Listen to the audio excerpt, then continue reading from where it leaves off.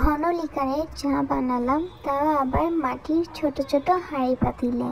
অনেকদিন ধরে ইচ্ছা করছিল এই ছোট ছোট হাঁড়ি পাতিলে কিছু একটা বানাই। চিন্তা করলাম চাই বানাই। তো যেই ভাবা সেই কাজ। আমি চিন্তা করলাম আজ না হয় একটু চাই বানাই। ছোটবেলায় তো অনেক রান্না বান্না করেছি, আজকে একটু চা বানিয়ে দেখায়। যেই ভাবা সেই কাজ, সব কিছু বের করে নিলাম।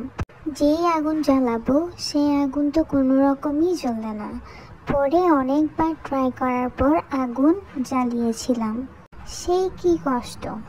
তাও চিন্তা করলাম না, আজকে আমি এই ছোট হাঁড়িতে মাটির চুলায় চা বানাবোই বানাবো। যেই ভাবা সেই কাজ। নিয়ে নিলাম ছোট পাতিলটি। আমার ছোট পাতিলের মধ্যে একটু হালকা ছিদ্র ছিল বলে আমি পরে পাতিলটাকে শিফট করে নিলাম। দিয়ে দিলাম পানি, চা পাতা, সাথে দিলাম এলাচ আর একটু করে তেজপাতা। ভুলবশত আমি ক্লিপসগুলি নিতে ভুলে গিয়েছিলাম। ওই যে বললাম আমার হাঁড়িতে কিছু একটা ছিদ্র ছিল বলে পানিটা লিক করছিল, তাই আমি অন্য পাতিলে শিফট করে নিলাম। এই হাঁড়িগুলি একটু গরম হতে সময় নিলেও আপনি যেগুলো বানাবেন সবই কিন্তু পারফেক্টলি হবে এবং খেতে আলাদা একটা স্বাদ। এগুলো হয়তো খেলনার হাঁড়ি পাতিল, কিন্তু তাও এগুলাতে আমরা ছোটোবেলায় রান্না করতাম।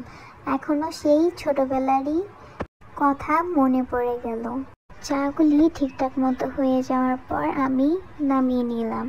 খেয়াল করলে দেখলে বুঝবেন যে আমার চাটা কতটা ঘন হয়েছে এবং লিকার কতটা স্ট্রং হয়েছে। পরে আস্তে আস্তে দুধ, চিনি অ্যাড করে দিলাম। বাস হয়ে গেল আমার ছোট ছোট হাঁড়ি পাতিলে 1 কাপ চা।